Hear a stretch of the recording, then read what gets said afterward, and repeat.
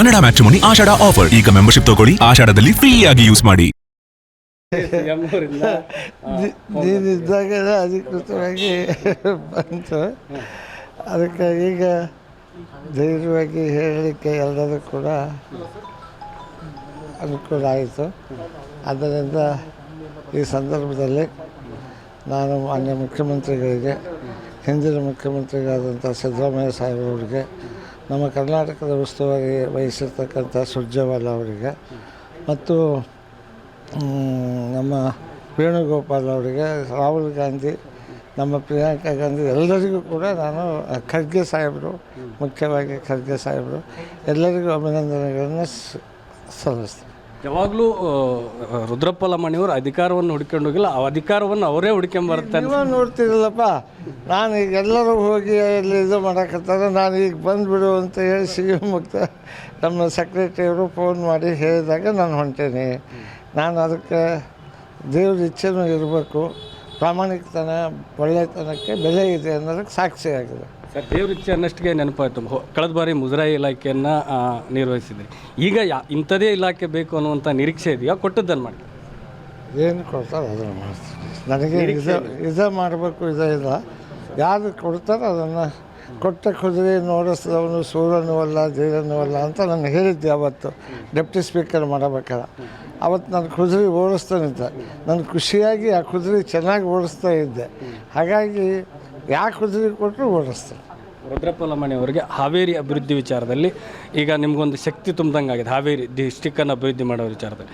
ಈಗ ಅಭಿವೃದ್ಧಿಯ ಕನಸನ್ನು ಯಾವ ರೀತಿ ಏನೇನು ಕಂಡಿರಿ ಈಗ ಹೆಚ್ಚಿಗೆ ಮಾಡೋದು? ಅಭಿವೃದ್ಧಿ ಕೆಲಸಗಳು ಮಾಡಲಿಕ್ಕೆ ಸಾಕಷ್ಟಿದೆ. ಈಗ ಆಲ್ರೆಡಿ ಮಾಡ್ತಾಯಿದ್ದೀವಿ.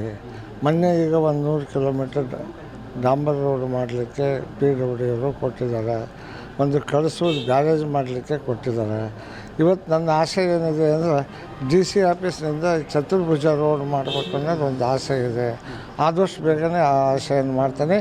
UGD ಮತ್ತು ಕುಡಿಯುವ ನೀರು ಅದನ್ನು ಆದಷ್ಟು ಬೇಗನೆ ಮಾಡ್ತಕ್ಕಂಥದ್ದು.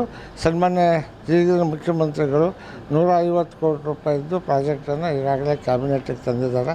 ಇನ್ನು ನಾವೇ ಕ್ಯಾಬಿನೆಟ್ಟಿಗೆ ಹೋಗಿ ಅದನ್ನು ಅಪ್ರೂವಲ್ ಮಾಡ್ತಕ್ಕಂಥದ್ದು ಕೂಡ ಮಾಡ್ತೀವಿ.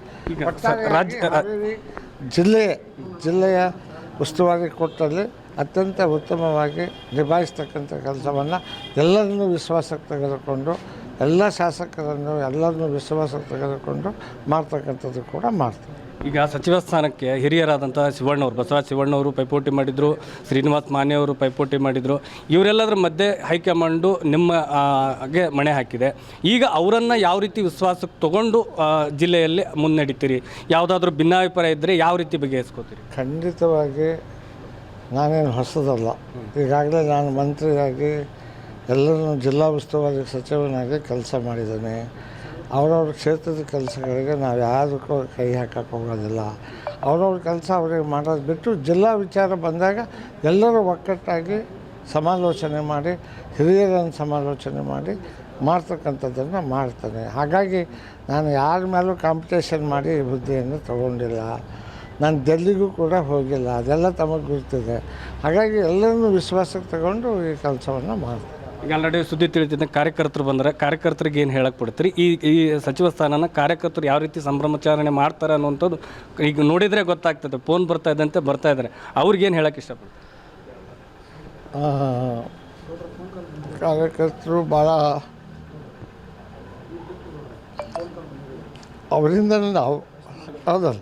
ಹಾಗಾಗಿ ಅವರ ಸಂಭ್ರಮನ ನನ್ನ ಸಂಭ್ರಮ. ಅಲ್ಲ, ಭಾವುಕರಾಗಿ ಇದಿಷ್ಟು ರುದ್ರಪ್ಪ ಲಮಾಣಿ ಅವರ ಮಾತು. ನನ್ನ ಕಾರ್ಯಕರ್ತರು ಭಾಳ ಉತ್ಸುಕವಾಗಿದ್ದಾರೆ, ಅವರಿಂದ ನಾನು ಅನ್ನುವಂಥ ಮಾತುಗಳನ್ನು ಹೇಳ್ತಾ ಇರುವಂಥದ್ದು. ಜೊತೆಗೆ ರಾಜ್ಯ ಸರ್ಕಾರ ಏನು ನಮ್ಮ ಹಿರಿಯ ನಾಯಕರು ನನ್ನ ಏನು ಇದನ್ನು ಮೆಚ್ಚಿ ನನಗೆ ಅಧಿಕಾರವನ್ನು ಕೊಟ್ಟಿದ್ದಾರೆ. ನಾನು ಯಾವತ್ತೂ ಅಧಿಕಾರದ ಹಿಂದೆ ಹೋದವನಲ್ಲ, ಅಧಿಕಾರ ನನ್ನನ್ನು ಹುಡುಕೊಂಡು ಬಂದಿದೆ ಅನ್ನುವಂಥ ಮಾತುಗಳನ್ನು ಹೇಳ್ತಾ ಇರುವಂಥದ್ದು. ಕ್ಯಾಮ್ರಾ ಪರ್ಸನ್ ಫಕೀರ್ಗೌಡ ಜೊತೆ ಅಣ್ಣಪ್ಪ ಬಾರ್ಕಿ, TV9 ಹಾವೇರಿ. ಕನ್ನಡ ಮ್ಯಾಟ್ರಿಮೋನಿ ಆಷಾಢ ಆಫರ್. ಈಗ ಮೆಂಬರ್ಶಿಪ್ ತಗೊಳ್ಳಿ, ಆಷಾಢದಲ್ಲಿ ಫ್ರೀ ಆಗಿ ಯೂಸ್ ಮಾಡಿ.